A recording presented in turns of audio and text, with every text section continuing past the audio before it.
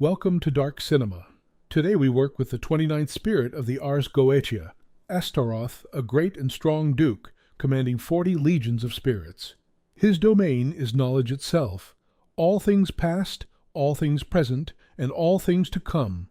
Few spirits in the Goetia offer what Astaroth offers, and few demand the specific precautions his working requires.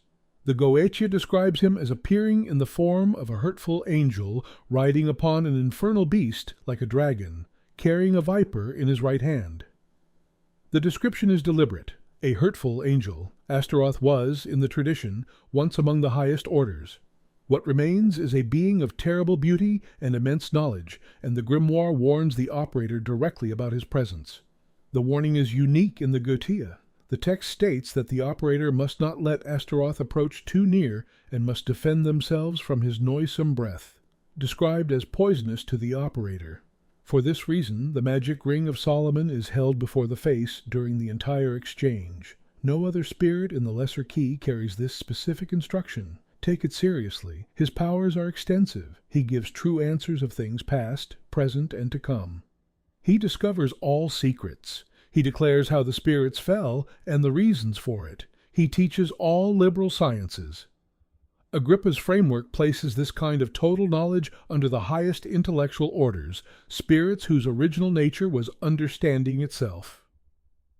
Colin de Plancy's Dictionnaire Infernal depicts Astaroth in one of its most famous engravings, the nude figure riding a wolf-like beast, crowned, serpent in hand. The image has become one of the most recognized in all demonology. De Plancy records his role as Grand Treasurer of Hell, the keeper of hidden wealth and hidden knowledge alike. For Astaroth, the Circle of Solomon is not a formality, 9 feet in diameter, drawn completely, with no gaps. The divine names at the 4 quarters, Tetragrammaton to the east, Adonai to the west, Agla to the north, Sabaoth to the south. Given the Grimoire's explicit warning about this spirit, verify the circle twice before beginning. A broken circle with Astaroth present is a risk the tradition does not take lightly, the hexagram of Solomon between the inner and outer rings. The archangelic names inscribed. Every layer of protection specified in the Goetia exists for workings exactly like this one, a spirit of high rank, immense power, and a documented warning attached to his presence. The triangle of art is placed outside the circle to the east, Michael and Aphexaton, Primometon on its 3 sides. Astaroth manifests within the inner circle of the triangle and nowhere else. He does not enter your circle. You do not leave it. The geometry of the working is the entire architecture of your safety. The seal of Astaroth is drawn on virgin parchment in black ink. His sigil is one of the most elegant in the Goetia, flowing lines that resolve into a form some operators compare to a crowned figure. Draw it slowly, with total attention, holding his name in mind. The seal goes to the center of the triangle before the conjuration begins. Consecrate the parchment first. Some operators prepare the seal on a Wednesday, the day of Mercury, governing knowledge and communication, during the planetary hour of Venus, to which Astaroth is connected through his ancient association with the morning star traditions. The instruments, the magic ring of Solomon, held before the face for this working, per the Grimoire's explicit instruction. The pentagram of Solomon worn over the chest, the triangle with the seal in place, candles in copper or green, the brazen vessel present. For Astaroth, every instrument is used as designed. This is not a working to improvise. For suffumigation, the tradition prescribes protective and clarifying incenses for Astaroth, frankincense and myrrh together, with some operators adding bay laurel. The smoke serves 2 functions, the atmospheric conditions for manifestation, and a purifying barrier between operator and spirit. The Picatrix doctrine of correspondence applies fully here. Burn the incense generously before the conjuration.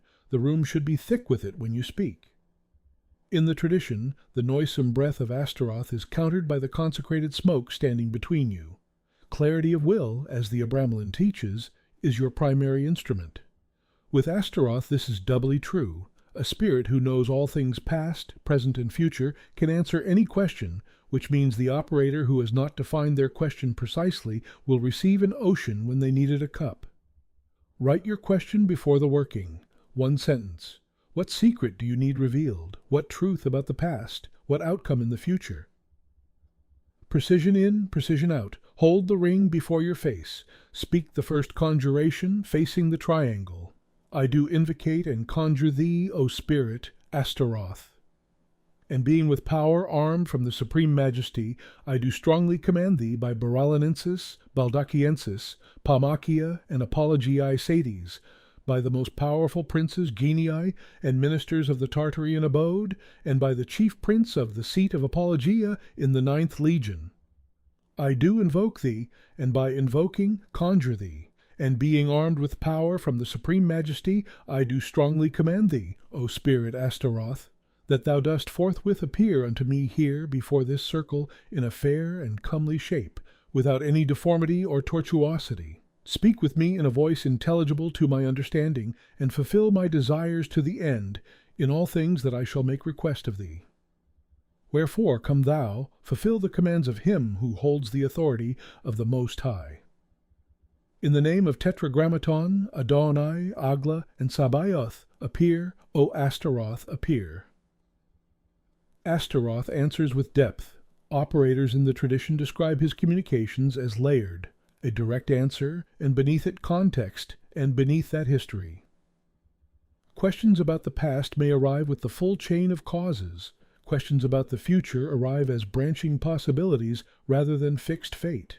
Record everything, the layers separate on review. Barrett's Magus counsels that high-ranking spirits of knowledge test the operator's composure.